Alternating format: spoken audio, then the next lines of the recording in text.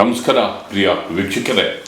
ರೋಚಕ ಅಥವಾ ಸ್ಫೋಟಕ ವಿದ್ಯಮಾನವೊಂದರಲ್ಲಿ D boss challenging star Darshan ಅವರು ಮತ್ತೆ ಇದೀಗ ಜೈಲು ಕಂಬಿ ಎಣಿಸುವ ಪರಿಸ್ಥಿತಿ ಉಂಟಾಗಿರುವ ಹಿನ್ನೆಲೆಯಲ್ಲಿ ಪೊಲೀಸರು ಅವರನ್ನು ಬಂಧಿಸಿದ್ದಾರೆ. ಅವರ ಸ್ನೇಹಿತೆ, ಅವರ ಗೆಳತಿ ಪವಿತ್ರಾ ಗೌಡ ಅವರನ್ನು ಕೂಡ ಪೊಲೀಸರು ಬಂಧಿಸಿದ್ದಾರೆ. ಸುಪ್ರೀಂ ಕೋರ್ಟ್ನಲ್ಲಿ ಇವತ್ತು ಇವರಿಬ್ಬರೂ ಸೇರಿದಂತೆ ಈ ಪ್ರಕರಣದಲ್ಲಿ ರೇಣುಕಾಸ್ವಾಮಿ ಹತ್ಯೆ ಪ್ರಕರಣದಲ್ಲಿ ಶಾಮೀಲಾಗಿದ್ದಂತಹ ವ್ಯಕ್ತಿಗಳ ಬೇಲ್ ಕ್ಯಾನ್ಸಲ್ ಆಗಿರುವ ಹಿನ್ನೆಲೆಯಲ್ಲಿ ಎಷ್ಟೇ ಪ್ರಭಾವಶಾಲಿಗಳಾಗಿದ್ದರೂ ಕೂಡ ಮತ್ತೊಮ್ಮೆ ಕಂಬಿ ಎಣಿಸುವ ಪರಿಸ್ಥಿತಿ ಬಂದಿದೆ. ಇದಕ್ಕಿಂತ ಮುಖ್ಯವಾಗಿ ಈ ಪ್ರಕರಣದ ಮತ್ತೊಂದು ವಿಶೇಷ ಏನು ಅಂತಂದ್ರೆ, ಹೈಕೋರ್ಟಿನ ತೀರ್ಪಿನ ಬಗ್ಗೆ, ಇವರಿಗೆ ಬೇಲ್ ಕೊಟ್ಟಿರುವ ತೀರ್ಪಿನ ಬಗ್ಗೆ ಸುಪ್ರೀಂ ಕೋರ್ಟ್ ತೀವ್ರ ಅಸಮಾಧಾನ ವ್ಯಕ್ತಪಡಿಸಿರೋದು. ಅಂದರೆ ತನ್ನ ವಿವೇಚನೆಯನ್ನ ಅತ್ಯಂತ ಯಾಂತ್ರಿಕವಾಗಿ ಬಳಸಿ ಸಾಕ್ಷ್ಯಾಧಾರಗಳು ಇದ್ದರೂ ಅದನ್ನು ಪರಿಗಣಿಸದೆ ಇವರು ಹೇಗೆ ಬೇಲ್ ಕೊಟ್ಟರು ಅಂತ ಹೇಳಿ ತನ್ನ ಜಡ್ಜ್ಮೆಂಟ್ ಅಲ್ಲಿ ತಿಳಿಸಿರುವಂಥದ್ದು. ಹೀಗಾಗಿ ಈ ಎಲ್ಲ ವಿದ್ಯಮಾನದ ಕಾರಣಕ್ಕೆ ಸುಪ್ರೀಂ ಕೋರ್ಟ್ನ ಇವತ್ತಿನ ತೀರ್ಪು ಚಾರಿತ್ರಿಕ ಅಂತಲೇ ನನ್ನ ಭಾವನೆ. ಈ ಎಲ್ಲ ವಿಚಾರದ ಬಗ್ಗೆ ಇಂದಿನ ಮಾತು ಮಂಥನ ಸ್ನೇಹಿತರೆ.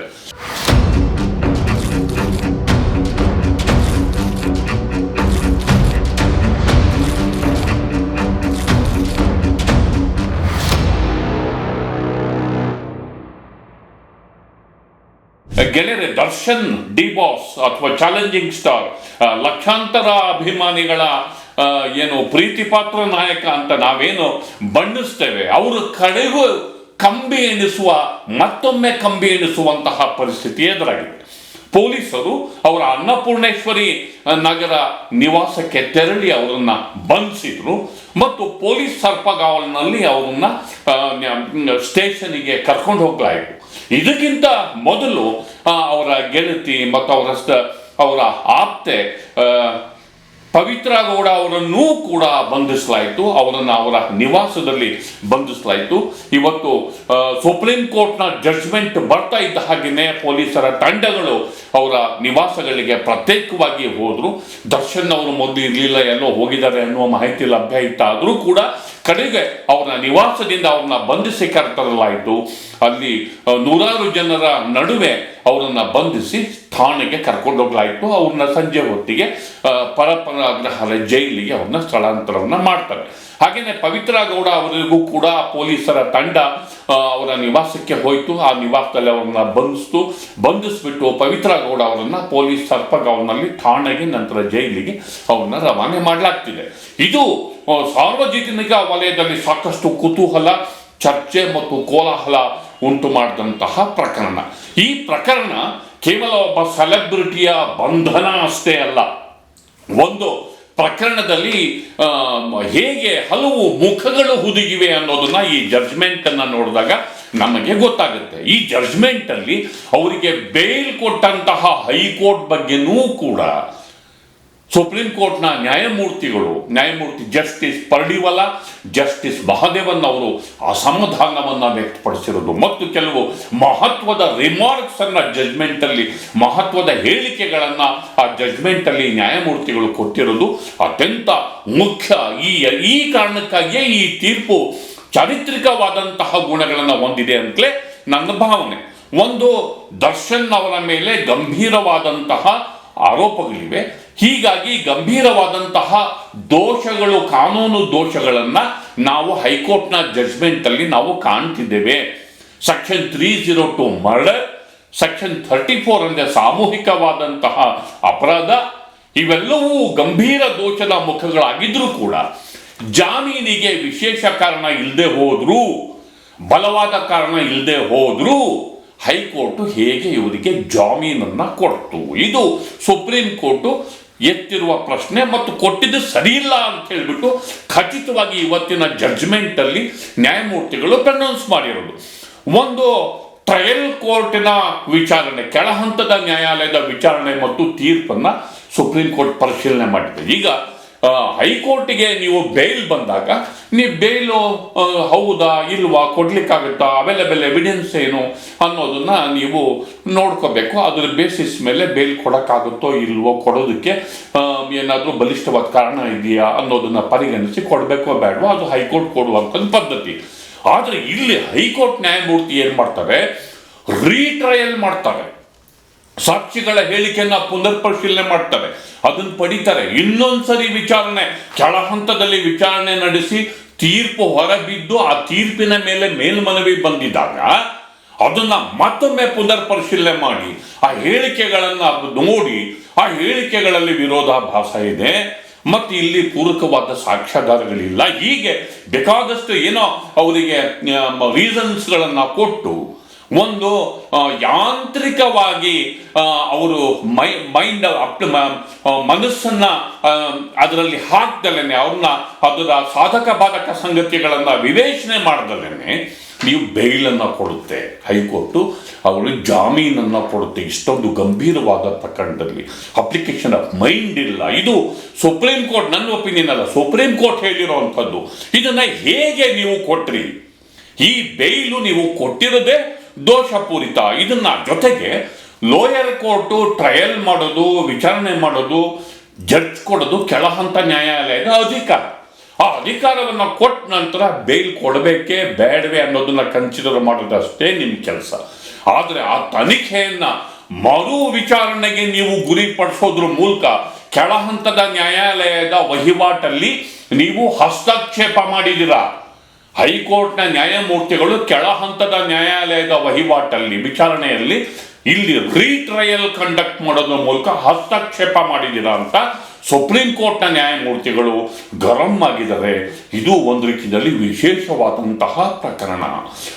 ಎರಡನೇದು ಒಂದು ಕಂಡೀಷನ್ ಅನ್ನು ಅಥವಾ ವಾರ್ನಿಂಗ್ ಅನ್ನು ಕೂಡ ಮಾಡಿದೆ.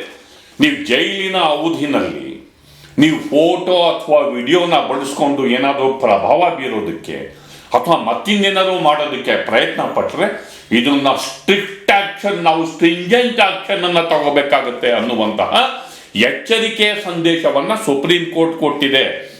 ಖಚಿತತೆ ಇಲ್ಲದಂತಹ ಹೈಕೋರ್ಟ್ ಕೊಟ್ಟಿರುವಂತಹ ಜಾಮೀನು ನಿಮಗೇನು ಕೊಡ್ತು? ಖಚಿತತೆ ಇಲ್ಲದಲೇ ಇರುವಂತಹ ಜಾಮೀನು ಟ್ರಯಲ್ ಕೋರ್ಟಲ್ಲಿ ಮಧ್ಯಪ್ರವೇಶ ಮಾಡಿದೆ. ಅದನ್ನು ಕಂಡಕ್ಟ್ ಮಾಡಿದವ್ರು ಯಾರು? ಈ ಹೈಕೋರ್ಟ್ ಕೊಟ್ಟಿರೋದು ತೀರ್ಪು ಜಾಮೀನಲ್ಲ, ಆಲ್ಮೋಸ್ಟ್ ನಿಮಗೆ ಅಕ್ವಿಟಲ್, ಅಂದ್ರೆ ನೀವು ದೋಷ ಮುಕ್ತ ಅನ್ನುವ ರೀತಿಯಲ್ಲಿದೆ. ನಿಮಗೆ ಜಾಮೀನು ಕೊಡ್ಬೇಕಾದ್ರೆ ಹೈಕೋರ್ಟ್ನ ನ್ಯಾಯಮೂರ್ತಿಗಳು ಹೇಳಿರೋದು ಆಲ್ಮೋಸ್ಟ್ ದೋಷ ಮುಕ್ತ ಅನ್ನೋ ತರ ಇದೆ ಅನ್ನುವಂತಹ ಮಾತುಗಳನ್ನು ಕೂಡ ಈ ವಿಚಾರಣೆಯ ವೇಳೆ ಹೈಕೋರ್ಟ್ ಹೇಳಿದ್ದ, ಸುಪ್ರೀಂ ಕೋರ್ಟ್ ಹೇಳಿದ್ದನ್ನು ನಾನಿಲ್ಲಿ ಸ್ಮರಿಸ್ತೇನೆ. ಹೀಗಾಗಿ ನಾಗರಾಜು, ಅನ್ಬುಕುಮಾರು ಮತ್ತೆ ಲಕ್ಷ್ಮಣ್ ಜಗದೀಶು, ಪ್ರದೋಷು, ಹೀಗೆ ಈ ಪ್ರಕರಣದಲ್ಲಿ ಮುಖ್ಯವಾಗಿರೋನು ಎರಡನ್ನೂ ಕೂಡ ಈಗ ಅರೆಸ್ಟ್ ಮಾಡಬೇಕು. ದರ್ಶನ್ ಮತ್ತು ಪವಿತ್ರ ಗೌಡ ಅವರ ಜೊತೆಗೆ ಅವ್ರು ಶರಣಾಗಬೇಕು, ಇಲ್ಲದೆ ಹೋದ್ರೆ ಅರೆಸ್ಟ್ ಮಾಡಿ ಅಂತ ಹೇಳ್ಬಿಟ್ಟು ಸುಪ್ರೀಂ ಕೋರ್ಟ್ ಖಡಕ್ ಆದೇಶವನ್ನ ಕೊಟ್ಟಿದೆ. ಅಂದ್ರೆ ಮುಖ್ಯವಾಗಿ ಸಂವಿಧಾನದ ಸೆಕ್ಷನ್ 14, ಸಂವಿಧಾನದ ಮೂಲ ಮಂತ್ರ ಈಕ್ವಾಲಿಟಿ, ಸಮಾನತೆ. ಅಂದ್ರೆ ಕಾನೂನಿನ ಮುಂದೆ ಎಷ್ಟೇ ಪ್ರಭಾವಶಾಲಿಗಳಿದ್ರೂ ಕೂಡ ಸಮಾನರು, ಕಾನೂನನ್ನು ಮೀರಿ ಯಾರೂ ಇಲ್ಲ. ಇದನ್ನ ಜಡ್ಜ್ಮೆಂಟ್ ಅಲ್ಲಿ ನ್ಯಾಯಮೂರ್ತಿಗಳು ಹೇಳಿರುವಂಥದ್ದು. ಹೀಗಾಗಿ ಕಾನೂನಿಗೆ ಎಲ್ಲರೂ ಕೂಡ ತಲೆ ಬಾಗಬೇಕಾಗುತ್ತೆ. ಸೆಲೆಬ್ರಿಟಿಗಳು ಅವರು ಸಾಮಾಜಿಕವಾಗಿ ಹೆಚ್ಚು ರೋಲ್ ಮಾಡೆಲ್ ಅಂತ ತಿಳ್ಕೊಂಡಿರ್ತಾರೆ. ಅವರಿಗೆ ಸಾರ್ವಜನಿಕ ಬದುಕಲ್ಲಿ ಒಂದು ಪ್ರೆಸೆನ್ಸ್ ಅಂತಿರುತ್ತೆ, ಅವರು ವರ್ಚಸ್ಸು ಅಂತಿರುತ್ತೆ, ಅವರಿಗೆ ಅಭಿಮಾನಿಗಳಿರ್ತಾರೆ. ಅಂಥವ್ರ ಬಗ್ಗೆ ನೀವು ಜಡ್ಜ್ಮೆಂಟನ್ನು ಕೊಡಬೇಕಾದ್ರೆ ಎಚ್ಚರಿಕೆಯಾಗಿರಬೇಕು.